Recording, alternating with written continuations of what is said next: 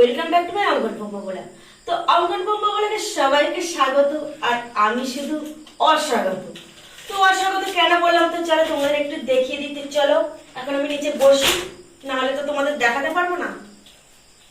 তো গাইস, এই যে দেখো তোমরা, এই হচ্ছে আমার ওষুধের টুকরি। হ্যাঁ, যেটা না হলে আমার আর চলে না। তো চলো, তোমরা যে দেখতে পাচ্ছ আমার মুখে দুটো দাগ, দেখো এখানে ভালো করে, এখানে একটা দাগ আর এখানে একটা দাগ। হ্যাঁ, তোমরা জানো এই দাগটা কিসের? বলবো, আমার মুখে আছে বন্দুকের গুলি। কি বিশ্বাস হচ্ছে না? হ্যাঁ গাইস, আমার মুখে আছে বন্দুকের গুলি। তো চলো, কোথা থেকে লাগলো, কেন লাগলো, কিভাবে লাগলো, তোমাদের সাথে একটু বলি। তো গাইস, আমি এই 10 বছর এই গুলি নিয়ে ঘুরছি। হ্যাঁ, এই মুখে আমার দুটো দাগ আছে, তোমাদের আমি দেখিয়েছি। প্রথম দাগটা হলো ছোটবেলায়, মানে আমি যখন অঙ্কনের মতো ছোট ছিলাম, তখন আমার জেঠুর ছেলে ধূপ ছুপে ধরে। হ্যাঁ, ধূপ ছুপে ধরে, এখানে ধূপ ছুপে ধরেছিল। কিন্তু সেই দাগটা আস্তে আস্তে, মানে আমি যত বড় হচ্ছি ততটাই কিন্তু দাগটা আস্তে আস্তে নিচের দিকে চলে আসছে। তো অঙ্কনও কিন্তু এই গল্পটা জানে না। তো চলো, সবকিছু ডিটেইলস গল্প আজ তোমাদের সাথে করব। তোমরা সঙ্গে থাকো, পাশে থাকো, সাপোর্ট করো। তো গাইস, হ্যাঁ, ধূপ ছোঁয়ানোর গল্প তো বলেই দিলাম।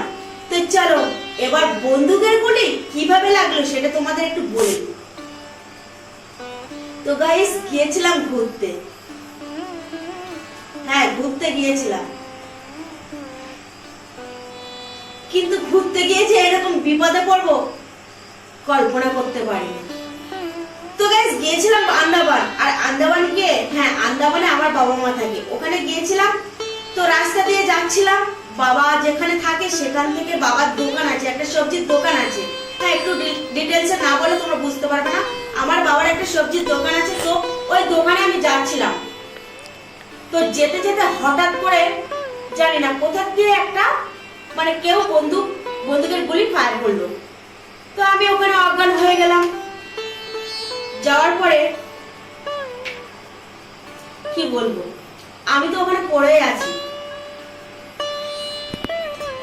তারপরে আমার বাবা দেখলো, বাবা দেখার পরে অঙ্কনের পাপা দেখলো, দেখার পরে ওখান দিয়ে আমাকে নিয়ে যায় হসপিটালে। কিন্তু আমি কিন্তু বলিনি যে আমার এরকম বন্দুকের গুলি লেগেছে, মানে আমি নিজেই বুঝতে পারিনি যে আমার কিভাবে কি হয়েছে না হয়েছে, আমি নিজেই জানি না। তো বলেছি যে এরকম পড়ে গেছি, মেডিকেলে গিয়ে বলেছি এরকম পড়ে গেছি, সেই জন্য একটা কিছু একটা মানে ফুটেছে। তো মাথায় অতটা আসেনি যে বন্দুকের গুলি হতে পারে। তো গাইস, তারপরে এখান থেকে মানে এতটা পরিমাণে ফিনকি ধরে ব্লাড বার হচ্ছিল, জাস্ট কল্পনা করতে পারবে না। তো কোন রকমে ওখান থেকে 1.5 মাস পর্যন্ত আমি কিচ্ছু খেতে পারিনি। তো যাই হোক, গুলি তো লাগলো, যেভাবে হোক কোনো কারণে লেগেছে। তো জানি না কে যে গুলিটা ছুঁড়েছিল, মানে পরে জানলাম যে বাঁদর ছিল নাকি, সেই বাঁদরকে ভয় দেখানোর জন্য কিছু লোক, মানে পাখি কিংবা বাঁদর টাদর এইসব কিছু মানে ধরছিল। আর আমি রাস্তা দিয়ে চলে আসি, আর সেই মুহূর্তে গুলিটা আমার লেগে যায়। পরে জানলাম সেটা। তো যাই হোক, ওখান থেকে গুলিটা লাগলো, লাগার পরে 1.5 মাস আমি কিচ্ছু খেতে পারিনি। একটা জল খেতে গেলেও পর্যন্ত আমার খুব কষ্ট হয়েছে।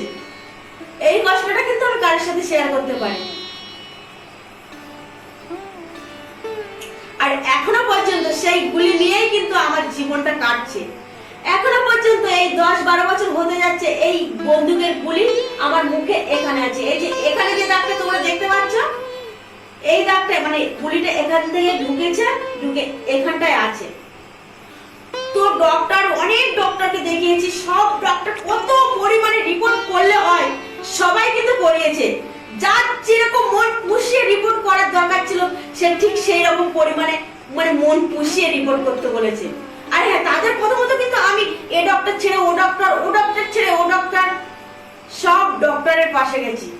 তবে হ্যাঁ, তার আগে একটু কথা বলে নি, আমি কিন্তু আন্দামানে থাকতেও তখন বুঝতে পারিনি ব্যাপারটা যে কোথাতে কি হয়েছিল। ওখানে চিকিৎসা হয়েছিলাম যে পিরাপ ফুটেছে এরকম বা কোনো কিছু একটা ফুটেছে, এইভাবে চিকিৎসা হয়েছিলাম। তো ওখানে এক্সরে কোনো সেই মুহূর্তে ব্যবস্থা ছিল না, পোর্ট ব্লেয়ারে ছিল। আর আমার বাবা যেখানে থাকে ক্যাম্বেল গেট, তো ওখান দিয়ে আসতে গেলে তো 24 ঘন্টা রাস্তা জাহাজে আসতে হয়। তো জাহাজে আসতে হয়, তো তারপরে সরি তো 24 ঘন্টা জাহাজে আসতে হয়। আমার বাবা যেখানটা থাকে সেখান থেকে পোর্ট ব্লেয়ারে আসতে গেলে 24 ঘন্টা রাস্তা আসতে হয়। তো ওখানে ব্যবস্থা ছিল, তার মধ্যে 1.5 মাস তো ওখানে আন্দামানে ছিলাম, প্রাথমিক ট্রিটমেন্ট যাকে বলে ওখানে হয়েছিলাম। ওখান দিয়ে মানে আমার এখান থেকে কিন্তু ব্লাড আসতো, পুষ রক্ত হ্যাঁ করে সবকিছু যাই হোক এখান দিয়ে বার হতো। আমি তো মানে হা পর্যন্ত করতে পারতাম না, মানে খাবো কোথা দিয়ে, এক গালে যে ভাত খাবো সেটা খেতে পারতাম না। তো যাই হোক ওখান দিয়ে চলে আসলাম, আন্দামান থেকে সোজা চলে আসলাম কলকাতায়। কলকাতায় এসে বিভিন্ন রকম ডক্টরের কাছে গেছি, সব ডক্টররা যে যার মতো মন খুশি ব্লাড টেস্ট বলো যাই বলো না কেন, মানে রিপোর্ট কোথা দিয়ে কি হয়েছে না হয়েছে না পেরে স্কেল পর্যন্ত ধরে আমার এখানে দেখেছে। তো গাইস ডক্টর রিপোর্ট করতে বললো, রিপোর্ট করলাম, তখন রিপোর্টে ধরা পড়লো কি না আমার মুখে আছে বন্দুকের গুলি, মানে ইয়ারগানের গুলি। তখনই জানতে পারলাম যে আমার মুখে আছে ইয়ারগানের গুলি। তো যাই বলো না কেন ডক্টর বললো এই অপারেশন আমরা করতে পারবো না, এই অপারেশন করতে গেলে রিস্ক আছে। তো আমরা বললাম কি রিস্ক আছে, কি হতে পারে? তো ডক্টর বললো এখানে যে আমাদের পঞ্চেন্দ্রিয় থাকে না, এখানে যে মেন যে নার্ভটা আছে সেই নার্ভের গায়ে চুল পরিমাণে আছে, গুলিটা নার্ভের গায়ে চুল পরিমাণে বেঁধে আছে। তো ওই গুলিটা বার করতে গেলে ওই নার্ভটা কাটা পড়বে, আর নার্ভটা কাটা পড়া মানে যে কোনো একটা অঙ্গ হারাতে হবে আমাকে।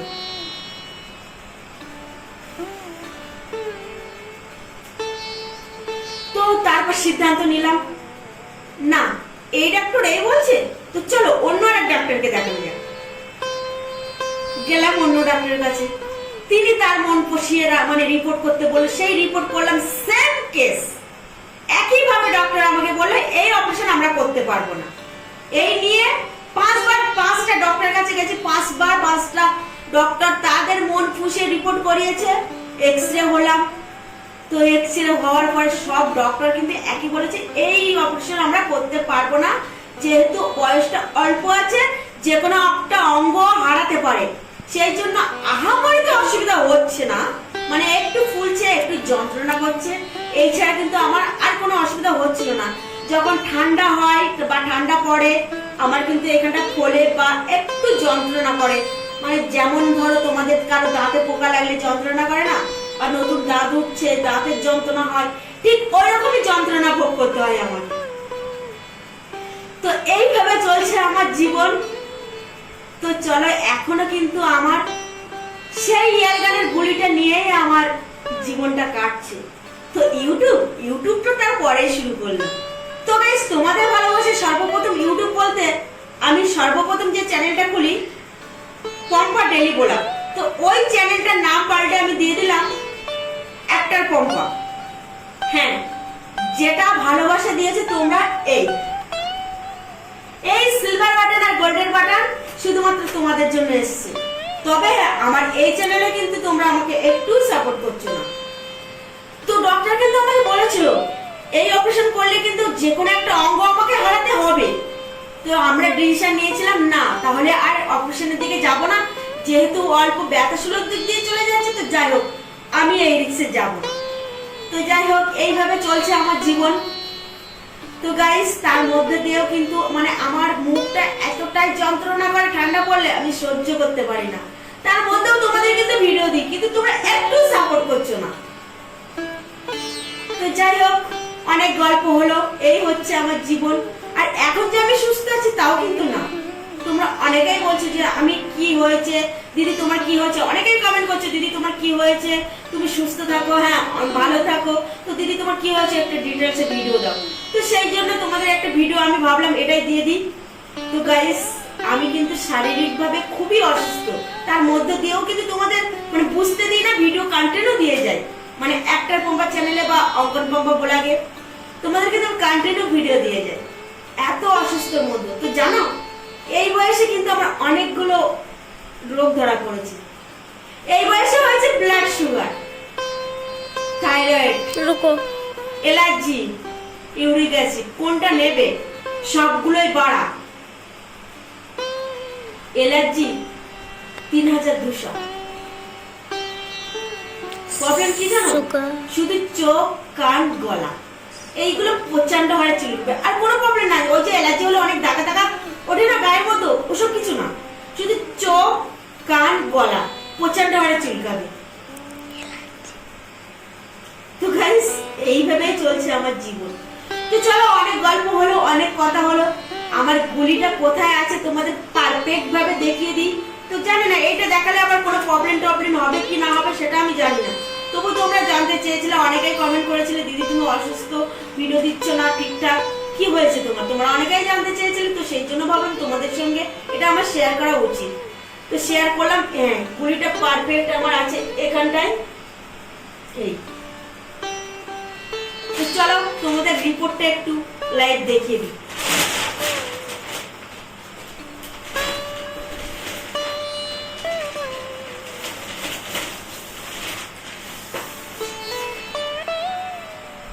দাঁড়াও। তো গাইস, তোমরা দেখতে পাচ্ছ গুলিটা কিন্তু এখানেই আছে বেঁধে, মানে এতটা পরিমাণে প্রায় হাড়ের গাছ যেতেই কিন্তু আছে। তো গাইস দেখতে পাচ্ছ। তো গাইস, ভেবেছিলাম পন্ডিচেরি যাব। হ্যাঁ, সবাই কিন্তু আমাকে পন্ডিচেরি নিয়ে যাওয়ার প্ল্যান করছিল, কিন্তু কি বলতো, আমি কিন্তু গাড়ি জার্নি একটুও সহ্য করতে পারি না। তোমরা আগের মাসে দেখলে আমি পিজির থেকে ঘুরে এসেছি, মানে ওইটুকু গেছি, এখান দিয়ে সুন্দরবন থেকে গেছি কলকাতা। তো আমার অবস্থা পুরো ঢিলা, মানে আমি গাড়ি জার্নি একটুও করতে পারি না। রাস্তায় বেরোলে আমার উল্টি, বুঝতে তো পারছো, এইভাবে পারি না। সেই জন্য পন্ডিচেরি যাওয়া ক্যান্সেল করে দিলাম। তো ডক্টর বলে দিয়েছে, ওই যে ভয় থেকে দিয়েছে না, অপারেশন করতে গেলে ওই যে নাক একটা কাটা পড়বে, নাক কাটা পড়া মানে মুখটা বেঁকে যাবে, চোখ বন্ধ হয়ে যেতে পারে, কান কালা হয়ে যেতে পারে। তো এই বয়সে যদি এইসবই হয় তাহলে কেমন একটা হয় না। তো যাই হোক, আজকের ভিডিওটি এই পর্যন্ত ছিল। তো দেখলে তো আমার রিপোর্ট, তোমাদের দেখিয়ে দিলাম।